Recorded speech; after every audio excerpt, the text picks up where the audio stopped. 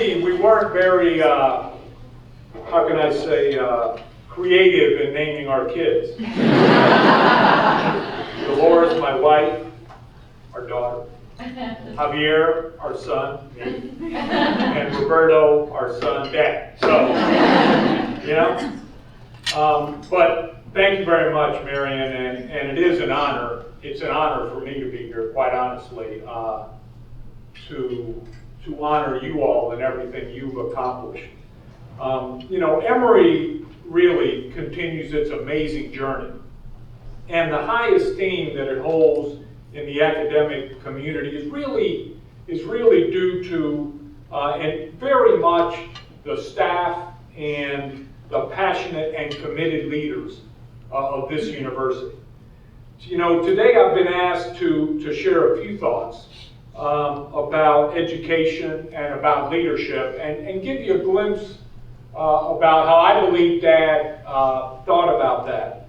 And, you know, as you probably know, our family really has a passion for learning, and Dad really taught us all that. It's a very diverse group here tonight, and that's important because our varying backgrounds and the ideas that make us stronger really help us also reach better solutions as a group, as a community, and as a nation. And you know, Olga, my brother Roberto, mom and dad also weren't very original, by the way. So I'm Javier, okay? My sister Olga, Mom, and my brother Roberto, Dad, also come from very diverse backgrounds. My brother's actually at Boston College. He's a theology professor at Boston College.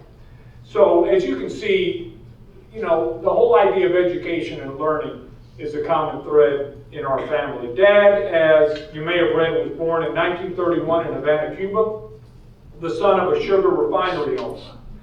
He learned to speak English at a late age while studying at Cheshire Academy in Connecticut, and then went on to study and get his degree at Yale. At age 23, after responding to an ad placed by the Coca-Cola Company in Havana newspaper at the time, he took his first job with the Coca-Cola Company. And, you know, it's all well documented that the following Castro's rise in Cuba in 1960, Dad left the country with his family in tow in 1961 with $100 worth of stock of the Coca-Cola Company, which he had acquired by that time. I was a year and a half old, so when you asked me, you know, about Cuba, and I looked kind of dumb, that's why. But to get out of Cuba, he and his family, all of us, Mom and their folks, mother in particular, left all their possessions behind.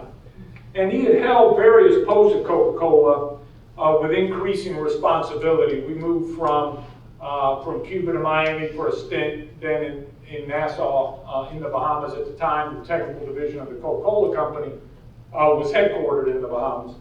And at the ripe age of 50, which at the time to me seemed pretty old, now it's very young, he was made president and CEO of the Coca-Cola Company here in Atlanta, where he served for 16 years until his untimely death.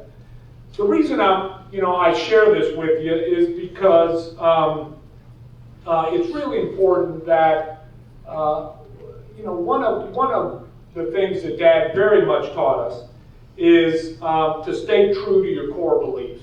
And when you go through something like he went through and others have gone through, it really helps you identify what's really important in life. He lost all of his personal possessions, as did Mom. Nothing held as much value for him as education, because that was the only thing he really brought with him. He had a job, so he was one of the fortunate folks families that left Cuba. So he had his job, but he was able to take everything he learned in his education with him. He used to share stories with us that reflected that key thing. He used to tell us, no matter, where you are in life or what you do, remember that about the only thing no one can take away from you is what you've learned. is your education. Everything else that you possess is here today, can be gone tomorrow. And we really grew up with that pretty much hammered in our heads.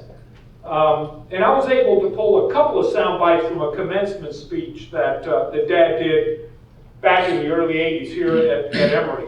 I just like to, we've edited a little bit to, because it's a little bit of a longer speech, but so you can get a sound bite of really what Dad was all about. Put your education to use by building upon it. The tools of learning are all around you, and the supply is limitless. During the last 4 years, you have acquired a great deal of knowledge. I urge you to keep acquiring knowledge. No one can ever take that away from you. While you are taking, make sure you are putting something back. Seriously, what I'm talking about in the broad sense is giving something back to society. Capitalism has a stake in the moral climate of a society. Its leaders must embody those qualities and virtues which alone can ensure the well-being and total good of the society. And its individual citizens must share a sense of labor and professionalism and public life that embraces the now old-fashioned notion of the common good. Dad taught us to believe in our dreams, to work hard, as you heard him say, to give back to society, and to never stop learning. You know, he would often tell us that it doesn't really matter, it didn't matter to him what career we chose in life, but whatever you choose, try to be the best at it. And in my 32 years, I've been blessed to work and interact with a lot of great leaders, both at the Procter Gamble Company, at Coca-Cola, and now at McDonald's, that I work very closely with as part of my role at Coke. And I've noticed a common thread that I just wanted to share with you in many of these great leaders. And they have an uncanny ability, all of them, I believe, have an uncanny ability to adapt, to embrace something new, and to always try to make it better.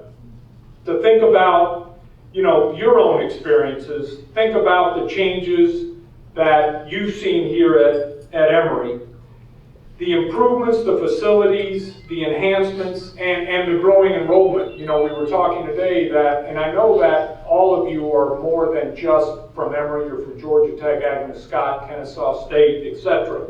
But this group was 30 or 40, and it is now 130, and it just speaks to you all as individuals, and it speaks to really what you all have in your hearts of wanting to better yourselves and everything that you've accomplished. And I'll tell you that doesn't happen by chance. That's a result of your committed leadership. And you may not consider yourselves leaders today, but just like Elizabeth, many of you will be leaders. And each of the great leaders that I worked with during my life are also tireless in their persistence and unwavering in both their beliefs and in their values. They possess a quiet confidence and a strong belief in themselves and in the greater community. And for the younger folks in the room, which is the majority of you certainly versus me, whether you're pursuing your undergraduate degree or striving for a graduate degree, it's important that you be true to yourself. Embrace your roots, be proud of your roots, and be willing to stretch outside your comfort zone. If you're too comfortable, you're probably not pushing yourself enough. If you're too comfortable, you're probably not pushing yourself enough. You know, the coaching I give my children, as well as the coaching that I give others in our group at the Coca-Cola Company, is to pick what you really like doing. Pick something you really like doing, and just be the best at it that you can. Use your God-given talents to their fullest. Most of you here, if not all of you, are already doing that, otherwise you wouldn't be here. But remember that throughout your career. I'm also a firm believer that, you know, that term success is very much in the eye of the beholder. the definition and the picture of success is not necessarily the same from one person to another. So, again, work hard at being the best that you can be in whatever field that you choose. And remember three things that I've learned over, again, 32 years in corporate America. First, hold close the deep relationships that you build, that you've nurtured along the way. At the end of the day, it is all about relationships. It's relationships that will be at the heart of your future success. Remember, too, that your subordinate today in business, in a company, in an organization, could be your boss tomorrow. So relationships are important. Second, never lose your ability to move seamlessly through different cultures and adapt to change. Our world is more interconnected today than it certainly was in '81 when I grew up, and before the majority of y'all were born, by the way. The diversity in the world is well represented, is very well represented here at Emory, which makes me just super proud. And I've learned a lot over the years, and I've seen a considerable amount of change in the marketplace, as each and every one of you have. And to me, diversity many, many years ago used to be something that was interesting to do. Today, it is a business imperative. At the end of the day, just take Coca-Cola. If we are not able, in doing business in every country in the world with the exception of Cuba and North Korea, if we don't mirror as employees the consumers that our business, that we sell our products to, we're just not going to be successful. We're not going to be successful. So diversity is no longer a nice thing to do. It really is a business imperative. And your ability to work across cultures and geographic borders with differing points of view is going to be essential. Is going to be really essential. And then third, as Dad said, give back almost as much as you take. You really need to give back as much as you take. Our world grows, again, more interdependent by the day, and we are only as strong as the communities that we serve. We're only as strong as the communities that we serve, and we're only as strong as the communities that we help support.